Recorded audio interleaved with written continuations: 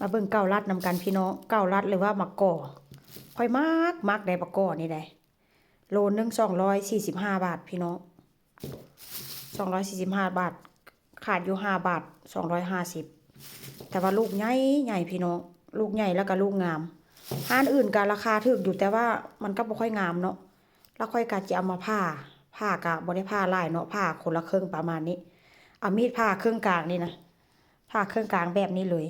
แต่ว่าก็บ่ได้ผ้าแบบออกคนละครึ่งเด้อผ้าลงประมาณนี้แล้วก็จะเอาเข้าเตาอบค่อยจะมาอบกินแต่ส่วนหลายอยู่อันบ้านค่อยเนาะส่วนหลายค่อยต้มกินแต่ว่าอยู่นี่ค่อยจะมาอบใส่อันเตาอบกินพี่น้องบนไมโครเวฟเลยใส่เตาอบแล้วก็อบประมาณ15 นาทีกินแบบร้อนๆฮะนะแต่ถ้าหากว่าอยู่ข้างนอกหน่วยใหญ่ๆปัดแบบนี้ก็ประมาณ6 หน่วยหรือว่า7 หน่วยนี่แหละเนาะเอาแน่ๆซะกระเจ้าขายอยู่ข้างนอกนะแบบสดๆได้มันจะมีรถขาย12 ลูกประมาณ5 ยูโร12 ลูกคันใดแต่ว่าอันนี้ค่อยซื้อมานี่มันก็บ่ฮอดโลดอกค่อยซื้อมานี่